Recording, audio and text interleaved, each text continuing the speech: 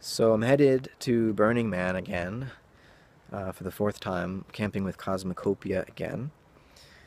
And we're at 345 E, that's our address.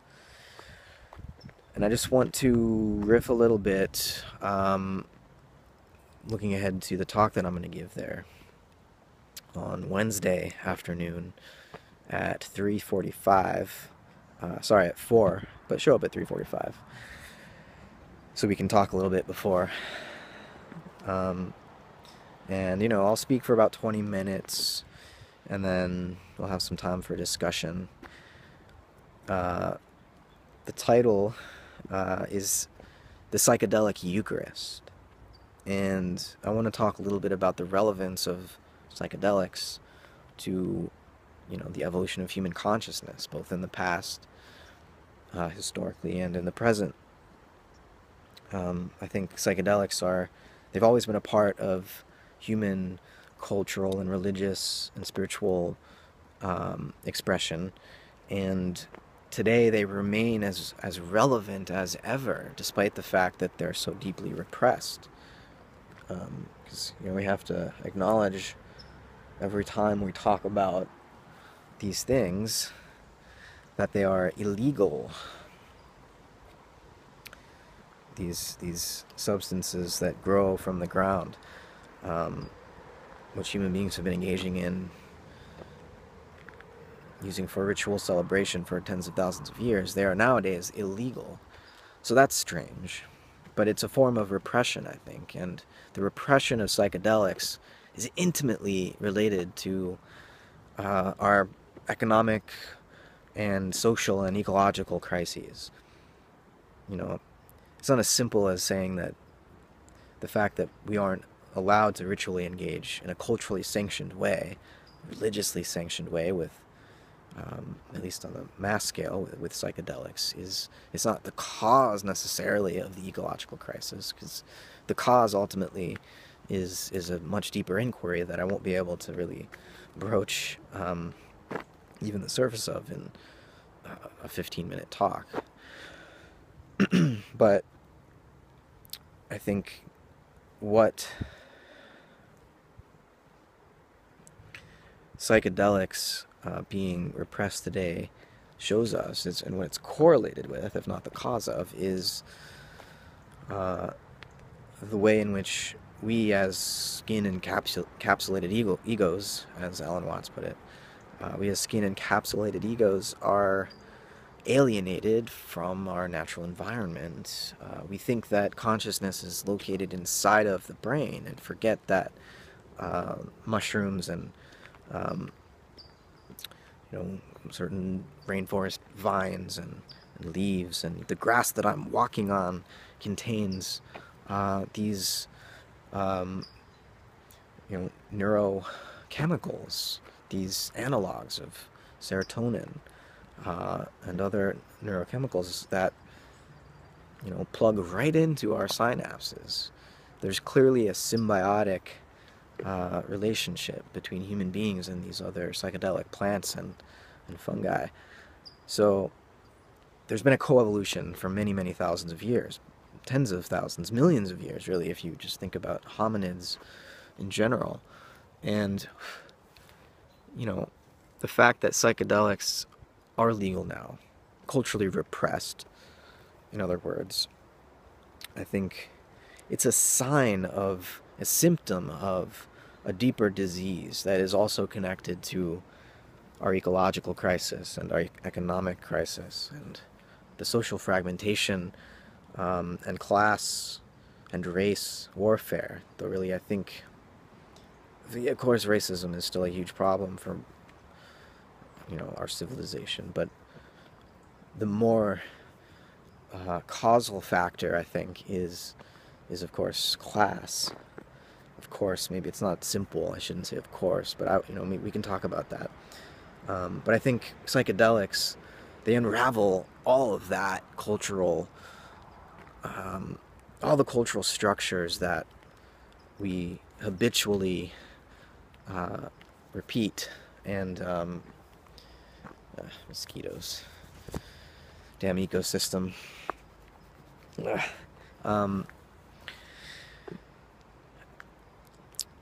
psychedelics drop away the veils of our social conditioning and allow us to laugh at, for example, the way that money, paper money or whatever, plastic, digital money, laugh at the way that we allow it to control our lives, because we every day mistake symbols for concrete causal realities. You know, we think that somehow it's a metaphysical law of the universe that when I put $5 on the counter at Starbucks, that the employee behind the register has to give me a latte.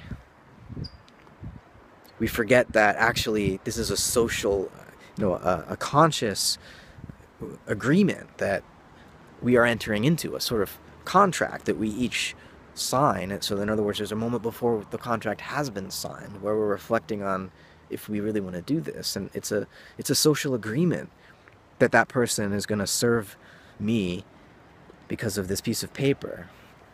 There's nothing in the paper that forces it to happen. We allow it to happen as conscious individuals engaging in a social exchange, an economic and social exchange.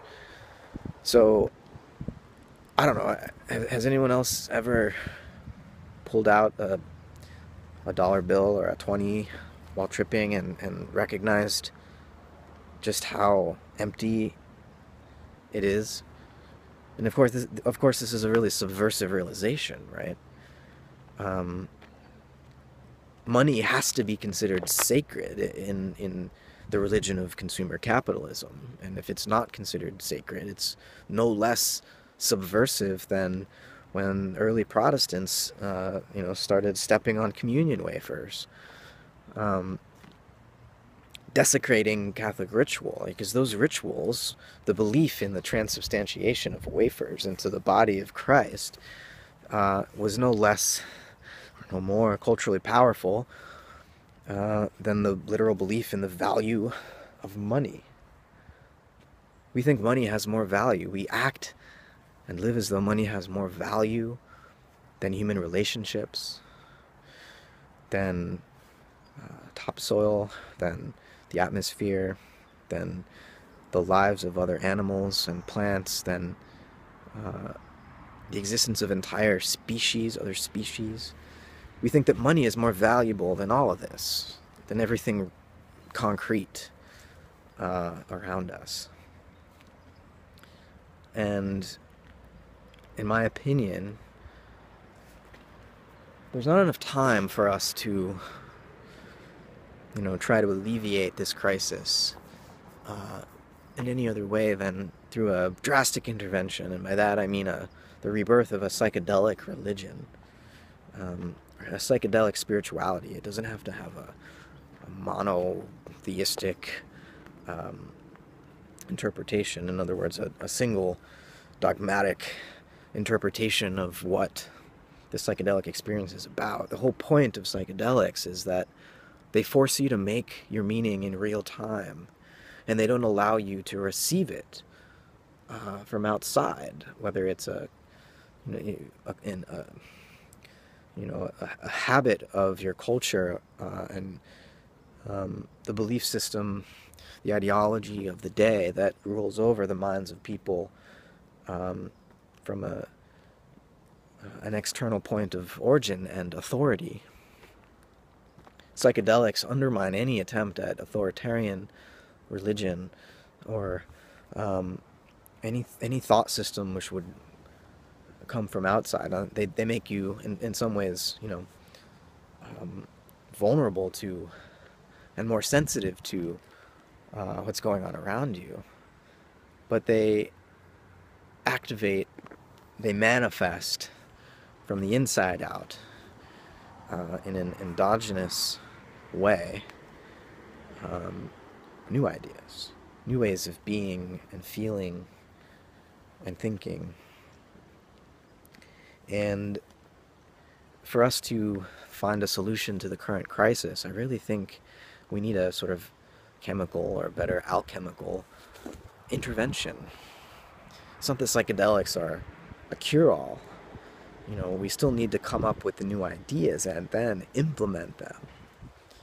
But certainly, given the severity of the crisis and the time frame with which we need to fundamentally transform the very basis of our human value systems, fundamentally alter the basic assumptions of our civilization, in such a short period of time, I think we have no choice but to turn to psychedelics.